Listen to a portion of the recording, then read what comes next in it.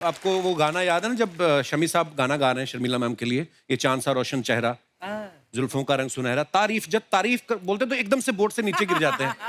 तो वो डायरेक्टर ने बोला था कि आपको देख के फिसल गए थे वो। शम्मी जी के साथ काम करना इतना मुश्किल था क्योंकि और आई वॉज अ न्यू कमर है ना जी। तो रिहर्सल में कुछ करते थे और एक्चुअल टेक में कुछ और करते थे तो कभी यहाँ से आ जाते थे कभी वहाँ से आ जाते कभी ऊपर से आ जाते। अनप्रिडिक्टेबल थे वो। हाँ बिल्कुल, देयर वाज नो डायरेक्शन जो आपको वो कूदना है।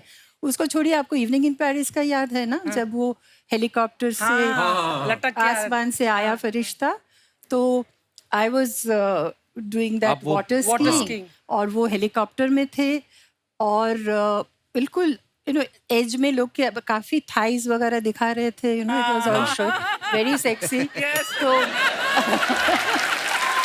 सो एंड देन द हेलीकॉप्टर जो चला रहे थे उसे मुश्किल था ना, बिकॉज द हेलीकॉप्टर वाज हाँ। गोइंग लाइक दिस और बीच में कोई रिहर्सल नहीं, कोई इंस्ट्रक्शंस नहीं, सडनली ही जंप्ड ऑन द बोट। बाप रे। That was not in the script. अच्छा जी। Oh my आपने जब मुझे कहा एंटर करो और क्यू में, तो मैं तो ठीक से आई ना, हाँ, मैं तो बिल्कुल। कुछ उल्टा सीधा तो नहीं किया।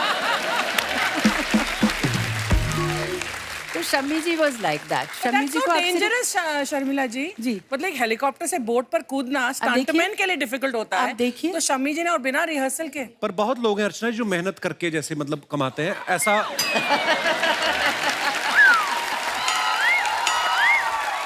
आप पहले क्रिकेट की फैन थी या नवाब साहब की फैन थी पहले? ये मुश्किल है, मगर मैं क्रिकेट की फैन थी अच्छा जी। क्योंकि my parents were also mad about cricket और कोलकाता में हम लोग ज़रा क्रेजी है जी। स्पोर्ट्स के लिए। तो क्रिकेट फैंस थे, मगर क्रिकेटर्स के भी फैन थे क्योंकि उस उम्र में हम भी थोड़ा जी। सा क्यू में खड़े होके सब क्रिकेटर्स को चीयर करते थे।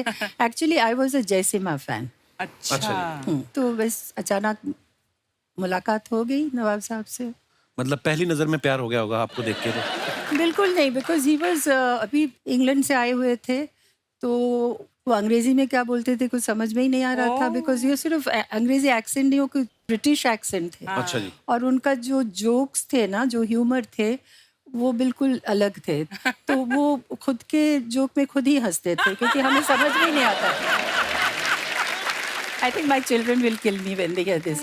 ये सब क्या हो रहा है, अब्बा के बारे में क्या बोल रहे हो तुम कपिल शर्मा के शो में? So it was not love at first sight, but it was love, and I don't know. I just felt that he will never hurt me intentionally, so sweet। and I felt I could trust him.